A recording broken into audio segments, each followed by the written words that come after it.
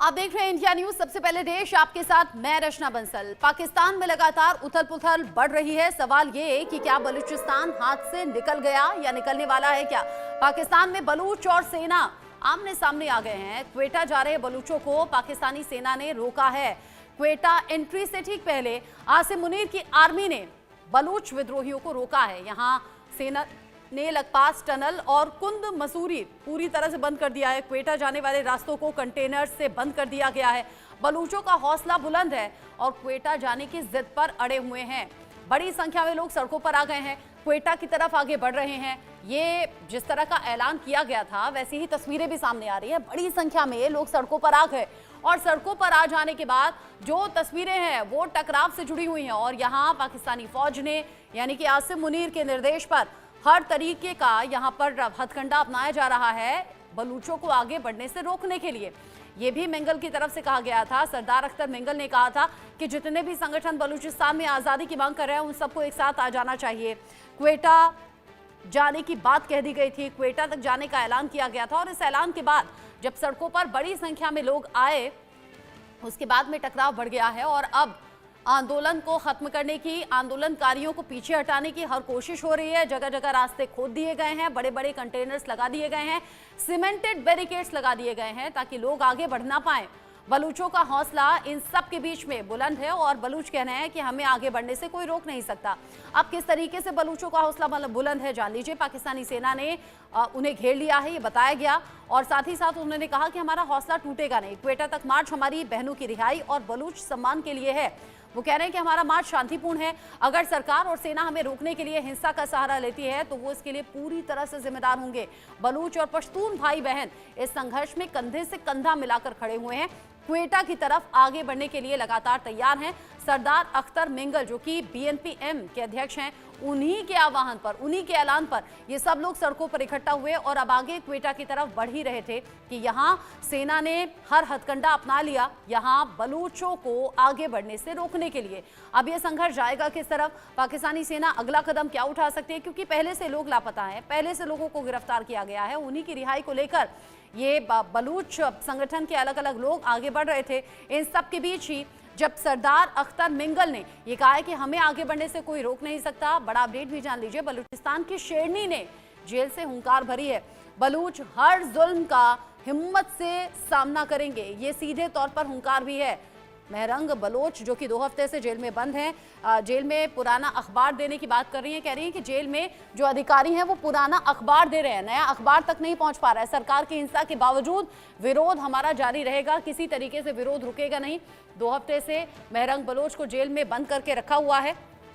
Bloch यकजहती समिति ने ये चिट्ठी भी जारी की है और बताया गया है, जो कि महरंग बलोच ने जेल से ही लिखी है और जेल से चिट्ठी लिखकर ये बताया गया है कि जेल में ना तो ताज़ा जानकारी मिल पा रही है, पुराने अखबार दिए जा रहे हैं। 2 हफ्ते से महरंग बलोच जेल में है और ऐसे में सरदार अख्तर मिंगल की तरफ से ये कहा गया है कि बहन बेटियों की आज़ादी के लिए, बलूचिस्तान की आज़ादी के लिए कदम सिर्फ आगे बढ़ेंगे। इसके लिए किसी भी तरह की कुर्बानी अगर देनी पड़े तो हम उसके लिए तैयार हैं। अब यहाँ से रुककर डरकर पीछे हम जाने वाले हैं नहीं। इसको लेकर बात हम करेंगे। मेरे साथ में lieutenant colonel retired JS Sodhi sir जुड़ गए हैं डिफेंस एक्सपर्ट के तौर पर। साथ ही साथ मेरे साथ में निपुण आलम बयान जी हैं जो कि विदेश मामलों के जानकार हैं। दानिश रिजवी मेरे कुलीग मेरे साथ में न्यूज रूम से जुड़े हुए हैं लाइव और लगातार पाकिस्तान के इन हालातों पर वो नजर बनाए हुए हैं। आप दोनों का ही मैं स्वागत करूंगी, कर्नल सोढ़ी और निपुण जी।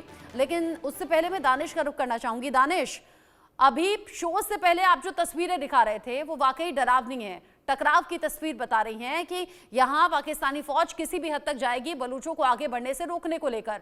अभी ताजा अपडेट क्या है, कितने लोग सड़कों पर हैं, किस तरीके से उन्हें रोका जा रहा है और अंजाम होगा क्या?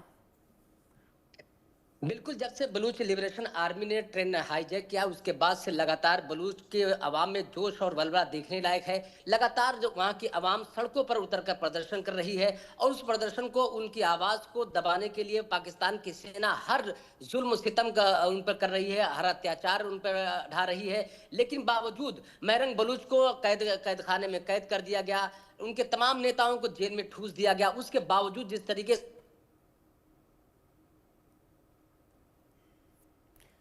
दानिश, आप बता रहे हैं कि जबरन लोगों को पकड़ा जा रहा है, जेलों में ठूसा जा रहा है, और ये जो स्थिति है ये किसी भी देश के लिहाज से ठीक नहीं। आंदोलन अलग अलग वजह से हो सकते हैं, लेकिन आंदोलन की शक्ल ऐसी हो जाए कि फिर वहां जबरन लोगों को उठा लिया जाए, महिलाओं तक को बख्शा ना जाए और वहां जेल में रखा जाए या उनके साथ ज्यादती की जाए, ये बड़ी अजीब सी कहानी है जो अभी बलूचिस्तान में रह रहकर सामने आ रही है।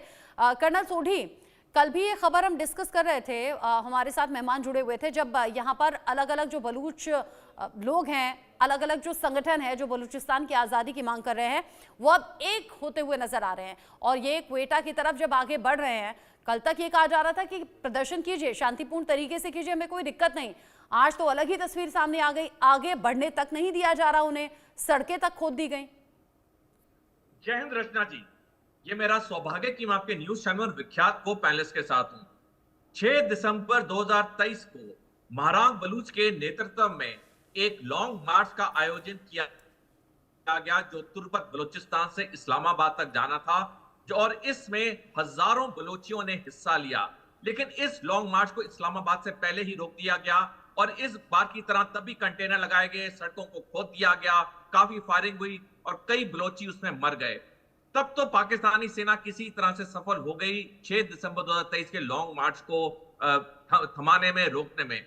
लेकिन इस बार जो बलोचियों का आक्रोश है वो बहुत ज्यादा बढ़ चुका है। जैसे आपने बिल्कुल सही कहा, जितने भी बलोची अलग अलग संगठन है सारे मिलके एक झंडे के नीचे आ गए जिसका नाम है बलूचिस्तान नेशनल मूवमेंट।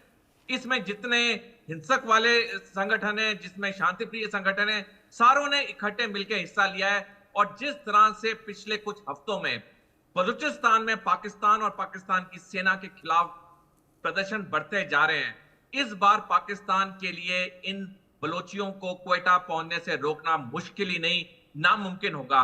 क्योंकि बलोचियों को जो जाफर एक्सप्रेस की पूरी सफलता के बाद जो उन्हें सक्सेस मिला है, वो अब उसे 10 कदम आगे लेके जाना चाहते हैं। अब हर बलोची चाहता है कि वो पाकिस्तान से आजाद हो, और वो दिन दूर नहीं जब बलूचिस्तान वाकई में पाकिस्तान से आजाद होगा और डॉक्टर मेहरांग बलोच बलूचिस्तान की नए राष्ट्रपति के तौर